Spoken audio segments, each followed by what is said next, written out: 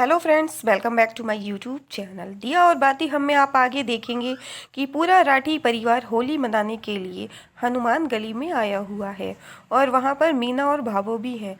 मीना बहुत खुश है रंगों को देख करके। वो सोच रही है उसे होली मनाने को मिलेगा। इधर विक्रम को काकी सा रंग लगा रही हैं और ये बात देखकर मीना को बड़ा बुरा लगता है। और मीना वहाँ पर खड़ी है। मीना भाभो से कह रही है, ये मेरे विक्रम को रंग कौन लगा रहा है? और भाभो कहती हैं वो काकी सा है। मीना को ये बात अच्छी नहीं लगती है। और इधर आप देखेंगे पूरा राठी परिवार होली खेल रहा है और सूरज और संध्या आ जाते हैं, वहाँ पर खड़े हुए हैं और एक दूसरे को देख रहे हैं। चारों तरफ होली का माहौल है, उन्हें भी बहुत अच्छा लग रहा है। फिर इधर आप देखेंगे कि चतुरी, छवि और मोहित भी रंग खेल रहे हैं। मीना देखती है कि काकीसा ने विक्रम को रंग लगाया है और वो बैलून उठा लाती है और वहां पर फेंक कर काकीसा के मारती है। इधर आप देखेंगे कि संध्या सूरज को ढूंढ रही है। सूरज वहां से गायब हो जाता है, फिर गुलाल लेके आ जाता है और वो संध्या को लगाने के लिए खड़ा हुआ है। इतने में आप देखेंगे कि भावो परेशान है कि सूरज और संध्या रंग नहीं खेल रहे हैं। और इधर फिर सूरज और संध्या दोनों लोग एक दूसरे को रंग लगाने लगते हैं और सभी लोग डांस कर रहे हैं। सूरज और संध्या भी डांस करने लगे हैं, लेकिन मीना का मन नहीं भर रहा है। वो रंग खेलना चाहती है। वो सोच रही है कि मुझे भी रंग खेलने को मिले, लेकिन वो भावों के डर से रंग नहीं खेल पा रही है। फिर इधर आप आगे देखेंगे कि मीना चुपके से जाकर के रंग लगा आती है और वो कहती है भाभो से कि वो काकी सा की बहू रंग लगा गई है। तो भाभो कहती है तुम्हारे हाथ में भी काकी सा की बहू रंग लगा गई। तो वो कहती है कि अरे गालों से छुटाने पर लग गया।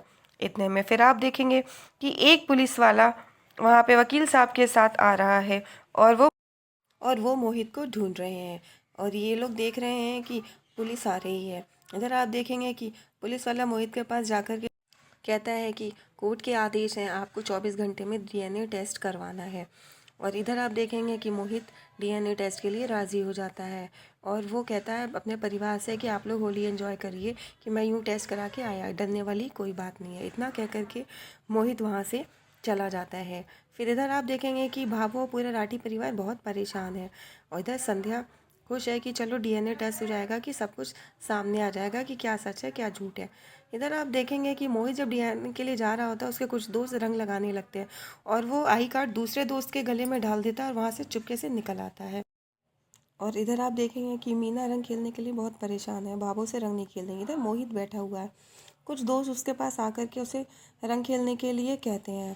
पहले तो वो नहीं मानता है और फिर वो दोस्त उससे ज़बरदस्ती ले जाते हैं। फिर मोहित सोचता है चेहरे पर इतना रंग लगा है, कोई मुझे पहचान नहीं पाएगा, और वो ये सोचकर चला जाता है। इतने में आप देखेंगे कि संध्या मोहित का ऊपर जो उठा हुआ हाथ है उसमें पट्टी बंदी, वो देखती है ये तो मोहित है। लेकिन मोहित तो टेस्ट कराने के लिए गया है, फिर यहाँ पर कैसे?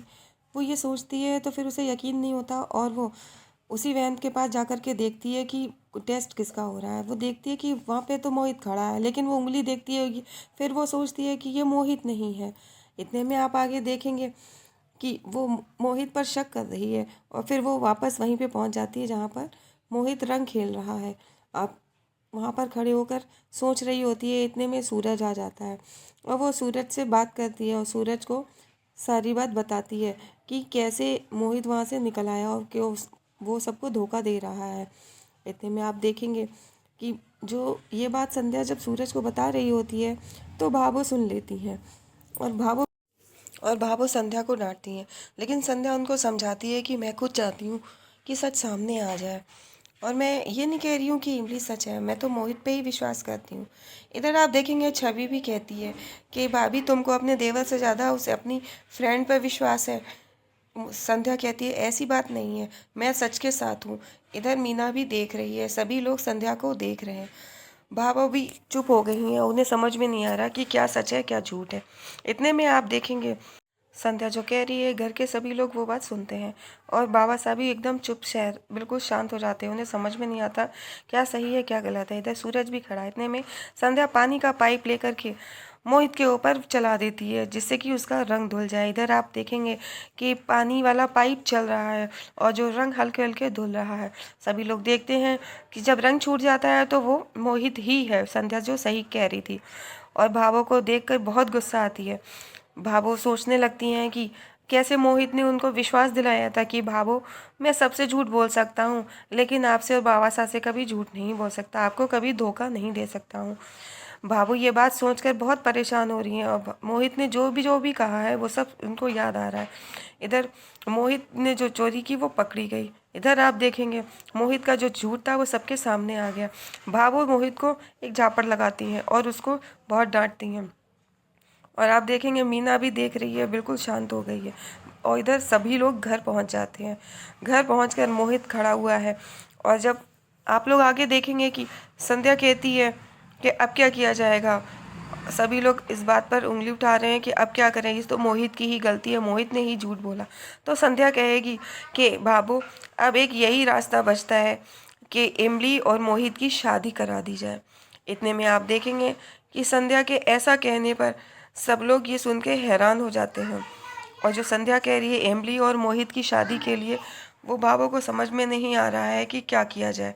इधर आप देखेंगे कि संध्या बार बार एक ही बात कह रही है कि दोनों की शादी करा दी जाए। और ये बात सुन के बाबा साहब और भाभो एकदम